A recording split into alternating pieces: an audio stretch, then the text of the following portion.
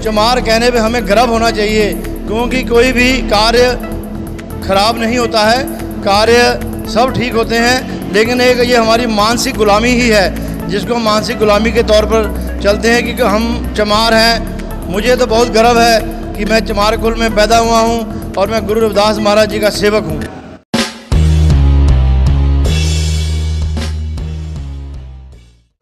संत शिरोमणि गुरु रविदास जी के 644वें प्रकाश उत्सव पर समता आवाज़ टीवी की टीम पहुंची है आज दिल्ली के गोविंदपुरी में। बेहतरीन और एक अपने आप में अनोखा और हम कहें कि अभी तक ऐसा ना देखे जाने वाला गुरु घर, जिसको आज हम आपको दिखा रहे हैं। और मेरे साथ उस गुरु घर के व्यवस्थापक लोग यहाँ पर मौजूद हैं। आइए जानते हैं पहले तो 644वें प्रकाश उत्सव पर उनसे मंगल कामनाएं, शुभकामनाएं। सर परिचय के साथ। जो बोले सो निर्भय श्री सतगुरु रविदास महाराज की जय। Das Narendra Jassi, president central committee Shri Guru Ravidas धर्म स्थान दिल्ली। सबसे पहले मैं साहिब श्री गुरु रविदास महाराज जी के 644वें प्रकाश पर्व पर समूह संगत को, पूरे विश्व भर की संगत को लाख लाख बधाई देता हूं और गुरु महाराज के चरणों में विनती करता हूं कि ये आने वाला साल सभी संगतों के लिए खुशियां भरा हो। सर, दिल्ली के अंदर गुरु रविदास जी का इतना बड़ा परिवार रहता है, इतने उनके अनुयायी रहते हैं, इतने उनके उपासक, उनके मानने वाले रहते हैं, क्या आप संदेश देना चाहेंगे उनको? गुरु महाराज जी का ही एक संदेश है, साथ संगत मिल रही है माधो जैसे मदम मखीरा। गुरु महाराज जी ने अपनी वाणी में कहा है साथ संगत को कि इस तरीके से हमने रहना है, मिलकर रहना है मधुमक्खियों की तरह। जैसे मधुमक्खियों में एक रानी मक्खी होती है, इतना जो मधुमक्खियों का छत्ता होता है वो उस रानी मक्खी के इशारे का इंतज़ार करते हैं, और जो रानी मक्खी आदेश देती है उसी पे यदि कोई उनकी तरफ उंगली भी उठाता है तो इकट्ठे होकर उसके ऊपर झपट्टा मारकर उसके ऊपर आक्रमण करते हैं और अपनी रक्षा करते हैं। यही गुरु रविदास महाराज जी ने अपनी वाणी के थ्रू अपनी संगत को, अपने समाज को संदेश दिया। रविदास जी सारी जिंदगी पाखंड, अंधविश्वास से अपने समाज को दूर रखने की प्रेरणा देते आए, लेकिन आज हम इतने वर्षों बाद भी देखते हैं कि हमारा समाज फिर भी उन ब्राह्मणी पाखंड को नहीं त्याग रहा है, नहीं छोड़ रहा है। तो गुरु रविदास महाराज जी ने, आज आप देख लीजिए, आज 2021 का समय चल रहा है, आज भी देश के कई हिस्सों में बहुत बुरी तरह जात पात का ब्यौरा है आपके सामने।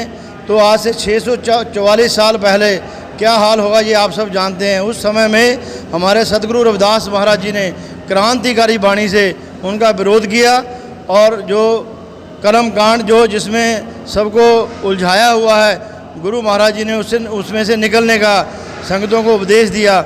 और लेकिन मैं आज भी बड़े दुख के साथ कहना चाह रहा हूँ भाई, हमारे समाज ने सभी धर्मों के धर्म स्थानों को ऊंचा उठा दिया, लेकिन अपने गुरुओं के धर्म स्थान के बारे की जब बात आती है तो इस तरफ गुरु की तरफ नहीं देखते हैं। तो मेरी अपील है सभी धर्म स्थान हमारे समाज के सभी लोगों से कि आप अपने धर्म के लिए कार्य करें और अपने समाज के लिए कार्य करें। और समाज के मेरे साथियों से निवेदन है कि एक रोटी कम खाएं, अपने बच्चे को ज़रूर पढ़ाएं, क्यों पढ़ाई से ही हम अपने परिवार का और परिवार के थ्रू हम अपने समाज का जीवन सुधार कर सकते हैं। गुरु रविदास जी ने कई बार अपने प्रवचनों में, अपनी वाणी में चमार शब्द का प्रयोग किया है। वो चाहते थे कि अपने समाज का जो व्यवस्था है, जो दशा और दिशा है, उसको सुधारें। वो चाहते थे व्यवस्था परिवर्तन, लेकिन कहीं ना कहीं षड्यंत्र करके गुरु रविदास जी को भक्ति काल के साथ जोड़ दिया गया है। गुरु रविदास जी भक्ति उन्होंने भगवान की करी, लेकिन आज भी कई मनुवादी ये कहते हैं कि वो तो संत महापुरुष थे, क्रांतिकारी संत थे, ये नहीं कहते हैं। समाज को उस व्यवस्था से निकालने के लिए आज आपको शायद बोलने में शर्म आती होगी, लेकिन हमारे गुरु रविदास महाराज जी ने खुलकर बोला, कह रविदास खलास चमारा, जो हम शहरी सो मीत हमारा।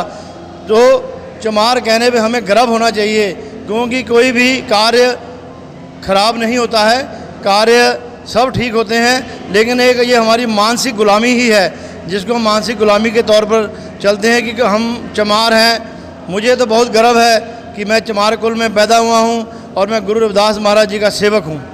सर, इतने लाखों करोड़ों अनुयायी होने के बावजूद दिल्ली के अंदर तुगलकाबाद में इतनी निंदनीय घटना सरकार कर देती है। सरकार बहुत ही विधिवत तरीके से इस कार्य को करती है।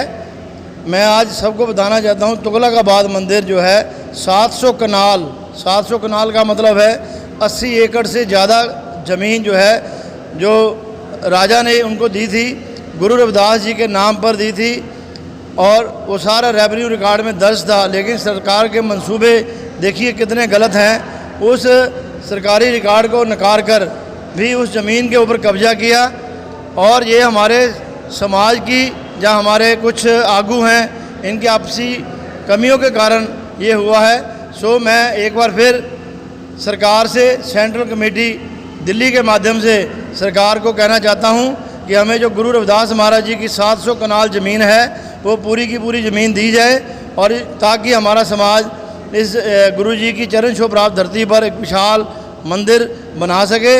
और हमें पैसों की ज़रूरत नहीं है सरकार से, पैसा हमारे समाज के पास बहुत है, पैसे की हमें आवश्यकता नहीं, हमें पूरी ज़मीन दी जाए। जैसे राम मंदिर अभी बनने जा रहा है, लेकिन वो तो कोर्ट का फैसला आ गया, अब जाओ तो ज़मीन उन्होंने नाप दिया, लेकिन हम अभी भी जो सरकार द्वारा बनाई गई कमेटी है, सरकारी कमेटी बनाई है, हम उसका विरोध करते हैं। क्योंकि जो भी कमेटी बनेगी, जितना संघर्ष किया है समाज ने किया है, तो ये समाज के नाम पे कमेटी बननी चाहिए और इसका देख रेख जो है पूरा समाज करे। और इसमें जो भी शिक्षण संस्थान बनाने हैं, हॉस्पिटल बनाने हैं, जो भी बनाना है, ये हमारे समाज की कमेटी बने और इसको बड़े रूप में बनाकर इसका हम निर्माण पुनः करें। आपको लगता है सरकार आपकी बात मानेगी, आप पुनः आंदोलन? बिल्कुल, अगर हम सब मिलकर आंदोलन करेंगे तो ये हमारी बात बिल्कुल मानी जाएगी। यदि एक जगह पर राम मंदिर जिसके कोई अवशेष ही नहीं मिले, वहाँ पर पूरी राम जी के मंदिर के लिए ज़मीन दे दी गई। यहाँ तो रेवेन्यू रिकॉर्ड हमारा सबूत है, इसमें सारा हमारा गुरु जी के नाम पे रेवेन्यू रिकॉर्ड में नाम दर्ज है, तो ये ज़मीन पे तो है ही हमारा हक। और मूल निवासी होने के कारण भारतवर्ष, पूर्ण भारतवर्ष हमारा है।